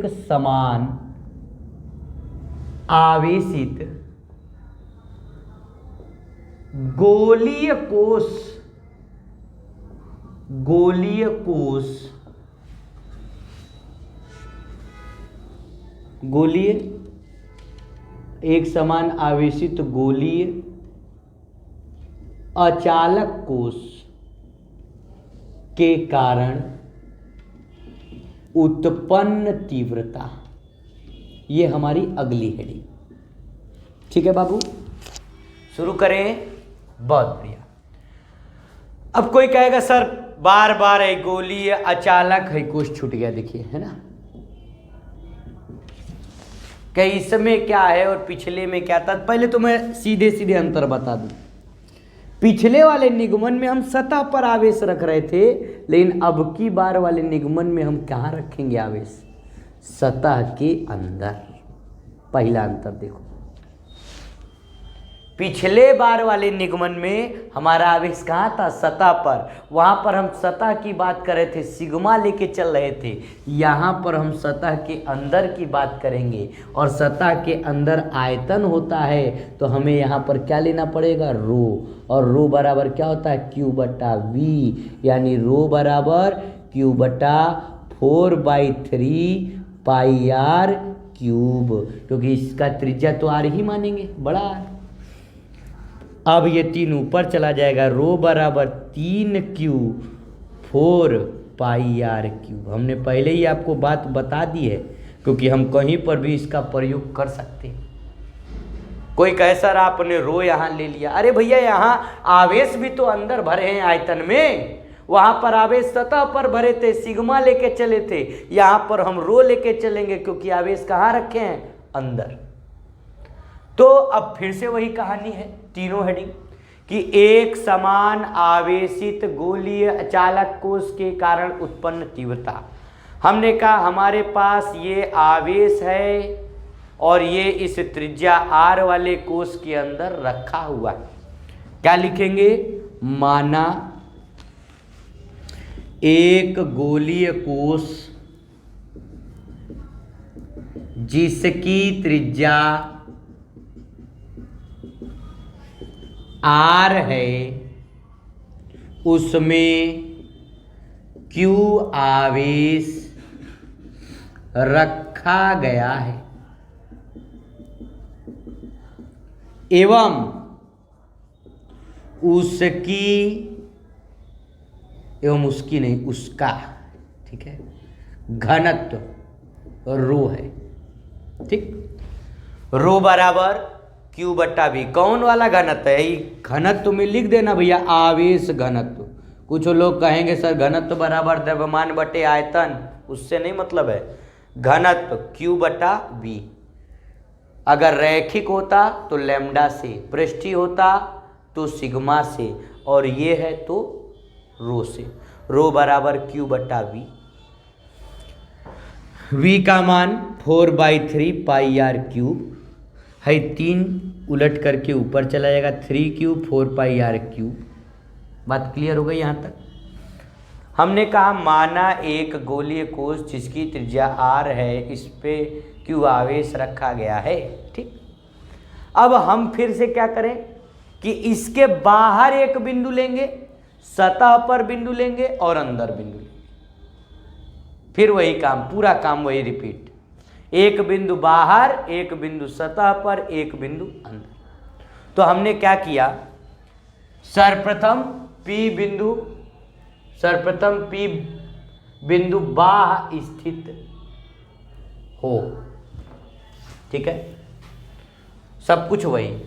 हमने एक P बिंदु क्या किया, बाहर ले लिया। ठीक, ये हमारा P बिंदु हो गया।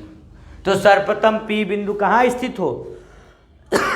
बाहर स्थित हो। और जैसे ही P बिंदु बाहर होगा, इस P बिंदु से होता हुआ एक काल्पनिक पृष्ठ खींच लेंगे।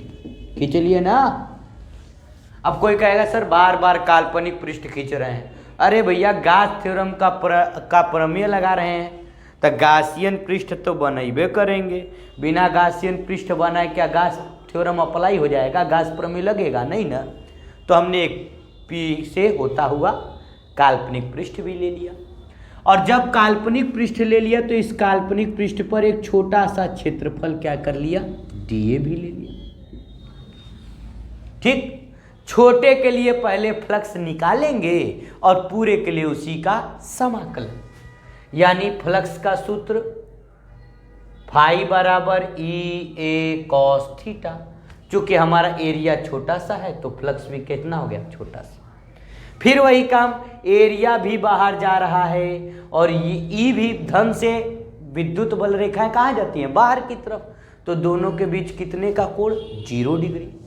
यानी डी फाई बराबर E into DA cos 0। Math पढ़े होगे, डी फाई बराबर E इंटू DA cos 0 का मान 1। ठीक, वो लिख ही नहीं रहे, 1 से गुणा करने का कोई मतलब नहीं। ये एक सतह के लिए है, संपूर्ण के लिए क्या करना पड़ेगा, संपूर्ण के लिए समाकलन करिए। क्या करिए, समाकलन D phi E DA। D phi का समाकलन फाई, ई का होगा नहीं। और फिर वही एरिया का समाकलन, क्षेत्रफल। मैं बार बार बता रहा हूं, क्षेत्रफल का समाकलन जब इस गोले के क्षेत्रफल की बात करता हूं तो 4 पाई आर स्क्वायर।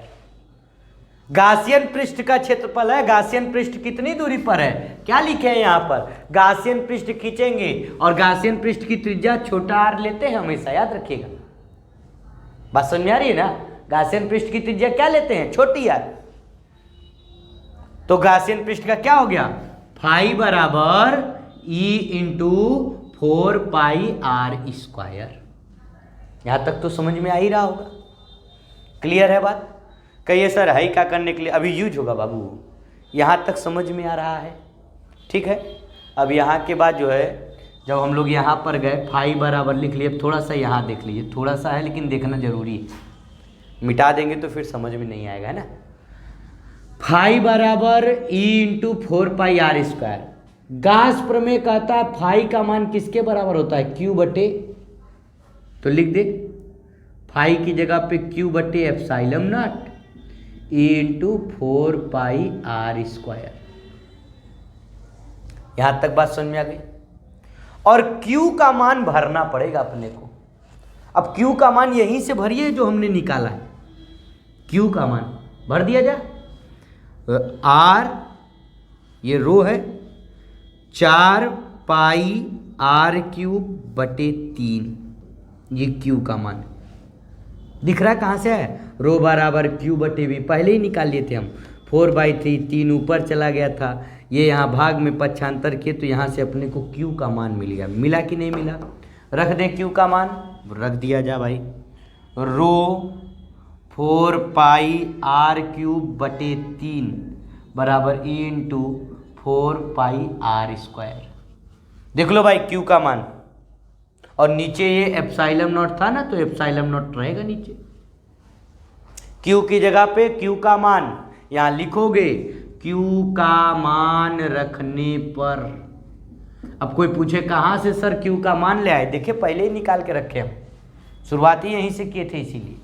और 4π से 4π कट जाएगा और कुछ नहीं कटेगा, इन्हें R से R काट दोगे। ये बड़ा R है, वो छोटा R है। बड़े R इस गोलीय कोश का और छोटा R वो काल्पनिक पृष्ठ का।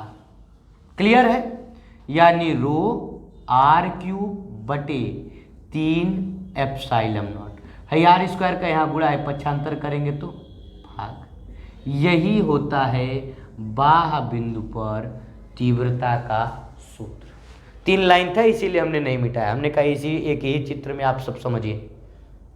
क्लियर है बात? फिर से देख लीजिए। हमने कहा एक समान आवेशित गोलीय अचालक कोश के कारण उत्पन्न तीव्रता निकालनी है। हमने कहा निकालेंगे, एकदम निकालेंगे। हमने कहा लेकिन जो गोला है, गोले पर 3 बिंदु हो सकते हैं, एक बाहर, एक सतह पर, एक अंदर। जैसे पिछले वाले में भी था, गोला ही था, उसमें भी बाहर, सतह पर, अंदर लिए थे। बाहर मान आया था, सतह पर मान आया था, अंदर 0 आया था। यहाँ पर भी हमने लिया, बस उसमें और इसमें अंतर यही है कि उसमें केवल सतह पर आवेश रखे थे और इसमें सतह के अंदर आवेश रखे। क्लियर है बात? अब चलिए देखते हैं बात को। हमने कहा सतह गोलीय कोश ले लिए जिसकी त्रिज्या r है, Q आवेश इसके अंदर रखा गया है, घनत्व रो है। हमने कहा ठीक है, रो बराबर Q/V। V क्या होता है? आयतन। गोले का आयतन 4/3πr³। ये ऊपर चला गया 3Q 4πr³। यहाँ से Q का मान निकाल लिए, क्योंकि हमको आगे जरूरत पड़ रही है ना। फिर हमने कहा हम P बिंदु बाहर लिए हैं। जैसे ही बिंदु बाहर लिए हैं तो बाहर से होता हुआ एक काल्पनिक पृष्ठ बनाएंगे और काल्पनिक पृष्ठ बना करके क्या करेंगे? काल्पनिक पृष्ठ बना लेंगे और इसमें छोटा सा dA लेंगे और d बराबर E into dA cos theta. dA और E की दिशा एक ही है तो एंगल 0 हो गया। d बराबर E dA। फिर ये तो छोटे से था, ऐसे न जाने कितने छोटे छोटे क्षेत्रफल बनेंगे, तो संपूर्ण के लिए समाकलन कर लेंगे। तो d का फाई, E का होगा नहीं, dA क्या है? क्षेत्रफल। क्षेत्रफल का समाकलन 4πr²। अब ये फाई का मान क्या होगा? Q/एप्सिलॉन नॉट। Q का मान रखने पर, Q का मान यहाँ से उठा के रख दिया तुरंत फटाक से। 4π से 4π कट गया और अपने को अपना आंसर मिल गया। बात क्लियर है? देख लीजिए, लिख लीजिए, फोटो खींच लीजिए, जैसे जैसे समझाएंगे। क्लियर हो गई बात? लिखिए। हो गया भाई? चलिए, तो हमारा इसमें पहला केस हो गया बाह्य बिंदु, ठीक है। अब मान लीजिए दूसरा केस। दूसरा केस क्या है? यदि ये जो P बिंदु है बाहर ना हो करके सतह पर हो, तो ज्यादा कुछ नहीं हम करेंगे, कोई डेरिवेशन निगमन करने की ज्यादा जरूरत नहीं है। बाहर के लिए निकाल ही लिए, प्लस आवेश रखा गया है सारा। लेकिन अब की बिंदु कह रहा है सतह के पर हो, P यहां पर हो, मतलब बड़ा R छोटा r बराबर है। तो जो ये सूत्र आया है ना, E बराबर रो R³ 3 एप्सिलॉन नॉट R², ये आया। अगर बिंदु सतह पर होगा तो R और R बराबर होगा। तुरंत आप कहीं पर भी चाहो तो आप ऊपर की जगह रख सकते हो, मान रख दीजिए, बड़े आर की जगह छोटा आर रख दीजिए, आर स्क्वायर से कट गया, ई बराबर रो आर 3 एप्सिलॉन नॉट, या रो बड़ा आर 3 एप्सिलॉन। बात क्लियर हो गई? सतह पर क्या आएगा, रो आर 3 एप्सिलॉन नॉट या रो बड़ा आर 3 एप्सिलॉन नॉट, क्योंकि आर और आर क्या है, बराबर। बात क्लियर है? तो सेकंड केस तो बहुत आसान हो गया, यही सूत्र से उठा करके रख दिया। दिक्कत करेगा इसका पता है कौन सा केस, थर्ड केस। क्यों दिक्कत करेगा, रीजन क्या है दिक्कत करने का? पिछले वाले में थर्ड केस दिक्कत नहीं किया था, क्योंकि उसमें जब हम लोग सतह के अंदर गए थे तो अंदर आवेश ही नहीं था, जीरो आ गया था। लेकिन यहां पर जब हम लोग सतह के अंदर जाएंगे ना, मान लीजिए जो बाहरी बिंदु है वो आप लिख लीजिएगा, ठीक है? जब हम लोग सतह के अंदर जाएंगे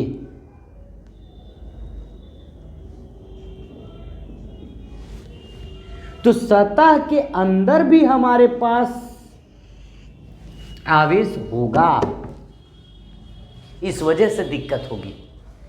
पिछले बार वाले में सतह के अंदर आवेश नहीं था, लेकिन इस बार वाले में आवेश होगा, इस वजह से भाई पूरा आवेश क्यों है, लेकिन सतह के अंदर जब हमने P बिंदु अंदर लिया, काल्पनिक पृष्ठ अंदर लिया, ये हमारा काल्पनिक पृष्ठ हो गया डॉटेड लाइन से, गासियन पृष्ठ। जब हमने काल्पनिक पृष्ठ बाबू अंदर लिया है, तो काल्पनिक पृष्ठ अंदर लेने के बाद भी अंदर कुछ न कुछ चार्ज है, आवेश है। बात समझ में आ रही है ना, क्या आप बोलना चाह रहे हैं? ये तो कोई दिक्कत नहीं, सतह पर पहुंच गया, आर बराबर आर, जो आवेश बाहर था वही अभी भी है, ठीक, उसमें कोई दिक्कत नहीं। लेकिन यहां पर आवेश बदल रहा है, हम देखते हैं, लिखते हैं इसको। थर्ड केस देखिए इसको, अब ध्यान से देखिए, मिटा रहे हैं सब, हैं लिख लिए होंगे आप। थर्ड केस, यदि P बिंदु अंदर स्थित हो, ठीक है, तो P बिंदु से काल्पनिक पृष्ठ खींचेंगे। P बिंदु से होता हुआ एक काल्पनिक पृष्ठ खींच दीजिए, एवं पृष्ठ के अंदर Q नॉट आवेश, नहीं Q डैश लिखिए, Q डैश आवेश है, घनत्व रो है। घनत्व नहीं बदलेगा, आवेश बदलेगा।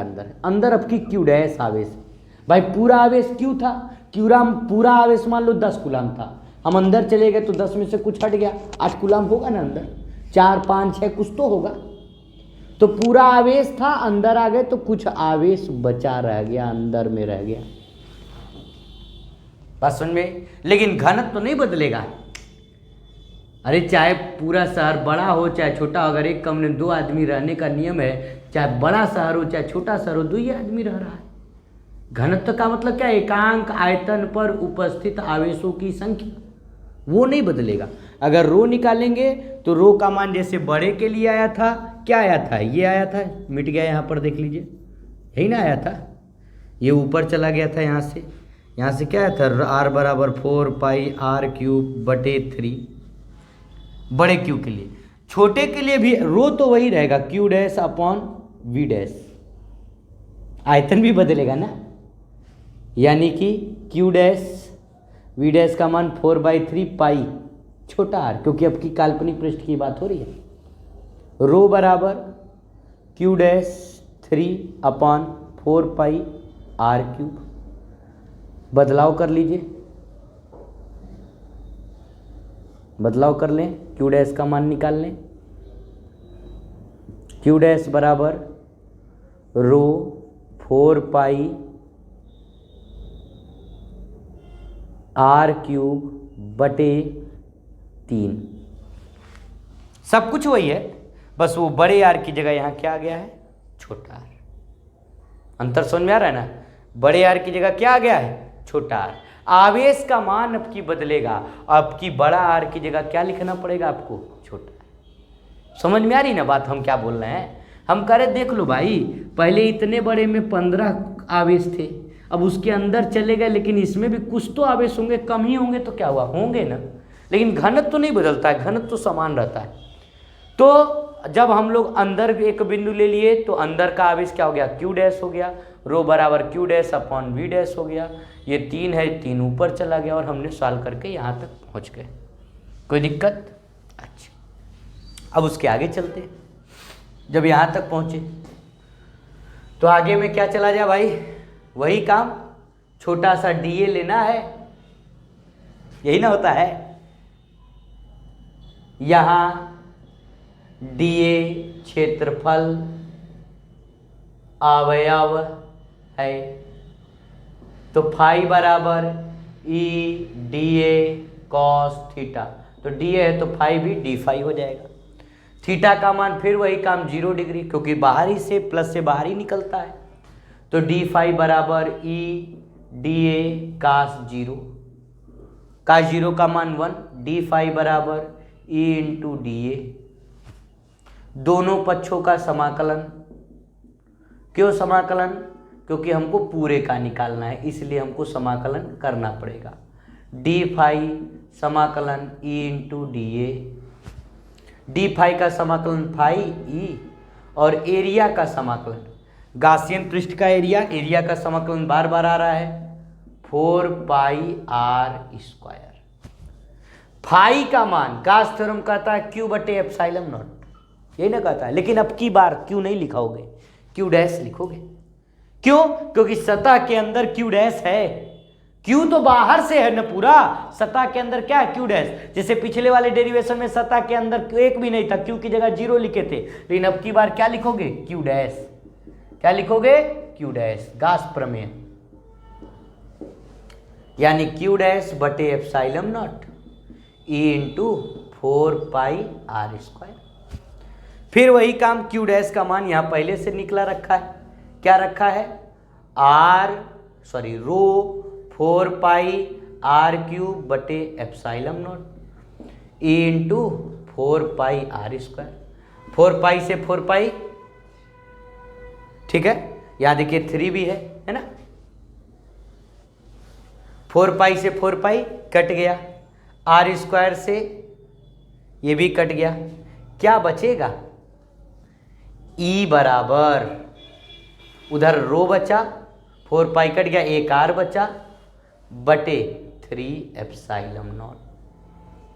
क्या बात समझ में आ रही है? अरे समझ में, ध्यान से देख लीजिए। अंतर क्या है, अंतर अब की वाले में केवल इतना है कि हमने कहा आवेश अंदर है, उस आवेश का मान क्यू डैश माना और क्यू डैश का मान निकाल लिया, यहाँ पर आया और क्यू डैश का मान रख दिया। कोई पूछ दे कहाँ से क्या हो गया, हमने कहा हम तो एक एक बिंदु आपको बता रहे हैं कि क्यू डैश का मान ये हमने क्यों निकाला, हमने ये वाला आयतन क्यों, क्योंकि अब की हमको गास थ्योरम जब लगाते हैं गासियन पृष्ठ अंदर का लेते हैं ना, गासियन पृष्ठ के अंदर का ही सब कुछ लेते हैं, बाहर का नहीं लेते, इसीलिए गासियन पृष्ठ एक बंध पृष्ठ है। जब अगर आप देखे होंगे तो समाकलन करते समय कुछ किताबों में ऐसे लगा होगा चिन्ह, इसका मतलब है कि वो बंद क्षेत्र के ही निकाल रहा है। बात क्लियर हो गई? तो फिर से देख लीजिए, यदि P बिंदु अंदर स्थित हो, P को हमने अंदर रख दिया और इससे होता हुआ एक काल्पनिक पृष्ठ खींच लिया, क्यू डैश हो गया, इसका घनत्व क्या है, रो है, q dash upon v dash, q dash 4/3 pi r cube गुणा भाग किया, क्यू डैश का मान निकाल लिया। हमने कहा यहाँ डी ए क्षेत्रफल अवयव है, डी फाई बराबर ई डी ए कॉस थीटा, थीटा का मान 0, डी फाई बराबर ई डी ए, दोनों पक्षों का समाकलन ले लिया, डी फाई बराबर E D A, D phi का value phi E D A, area का 4 पाई आर स्क्वायर। बस जैसे ही गास थ्योरम लगाएंगे क्या रखेंगे, क्यू डैश बटे एप्सिलॉन, क्योंकि इस पृष्ठ के अंदर बद्ध आवेश कितना है, क्यू डैश, रख किया, सॉल्व हो गया, कोई कठिन नहीं है ना। देख लिया ना सभी लोग? अच्छा, इसको भी बना लीजिए। ठीक है, तो इसको भी बना लीजिए, इसका भी फोटो आप लोग खींच लीजिए, है ना। अब केवल इसका एक बार ग्राफ जो है बता दे रहे हैं ग्राफ, है ना। इसको बना लीजिए, फिर ग्राफ बता दे रहे हैं, तो फिर गॉस प्रमेय और उसके अनुप्रयोग क्या हो जाएगा, आज से खत्म, है ना। बता दिया जा रहा है, लिख लिए इसको। भाई ये तो पहले ही लिखे थे, इसका तो कोई मतलब नहीं है यहाँ लिखने का, है ना। आपको ये नया जानना था, ठीक। चलिए मिटा रहे हैं हम इसको। अब देखिए यहां पर हम लोगों ने 3 बातें की, गोले के अंदर, गोले के बाहर और गोले के सतह पर। जब हम लोग गोले के बाहर गए तो सूत्र क्या आया, E बराबर रो, ध्यान दीजिएगा, E बराबर क्या आया था, रो, r³ बटे 3 एप्सिलॉन नॉट r², यही आया था ना। फिर हम लोग सतह पर जब बात किए तो सतह पर E बराबर रो r बटे 3 एप्सिलॉन नॉट, ठीक। और जब हम लोग अंदर की बात किए, अंतः बिंदु की, तो रो r बटे 3 एप्सिलॉन नॉट। देखिए अभी अभी आया, तीनों में है। अब तीनों में देखिए एक बात देखिए हमारी, रो निश्चित है, r निश्चित है, 3 एप्सिलॉन नॉट निश्चित है, यानी E जो है वो 1/r² के व्युत्क्रमानुपाती होगा। भाई जितना आवेश रख दिए सब तो आप बदल नहीं सकते एक बार जब अंदर रख दोगे। और यहां पर तो इसमें कोई मतलब ही नहीं है, तो पूरा नियति है सतह पर। और बाहर चले जाते हो और अंदर जब चले जाते हो तो रो निश्चित, 3 निश्चित, एप्सिलॉन नॉट यानी समानुपाती। ये कॉन्सेप्ट देखिए, जब तक हमारा बिंदु गोले के अंदर बढ़ेगा तब तक तीव्रता का मान बढ़ेगा और सबसे ज्यादा पहुंचेगा कहां पर, सतह पर। जैसे हम इसको अगर चित्र से ही दिखाएं, गोला बना लिया, ठीक। जब तक, सबसे पहले केंद्र पर 0, जब तक हम गोले के अंदर बढ़ेंगे तीव्रता बढ़ेगी, सतह पर सबसे ज्यादा हो जाएगी और उसके बाद घटना शुरू। यही है, इसको किताबों में ऐसे सटा दिया होगा, हम भी पूरा लेके चलते हैं। और फिर यहाँ से घटना शुरू, ऐसे इधर भी बढ़ेगा फिर घटना शुरू। यही संबंध है R और E के मध्य में, क्योंकि अंदर के लिए समानुपाती है। अंदर अगर हमारा यह गोला 15 मीटर का है मान लो, तो अगर हम 10 मीटर पर रहते हैं और 12 पर रहते हैं तो 10 पे कम होगी, 12 पे ज़्यादा, 14 पे ज़्यादा, 15 पे सबसे ज़्यादा, और उसके बाद धीरे धीरे क्या होने लगेगी, घटने।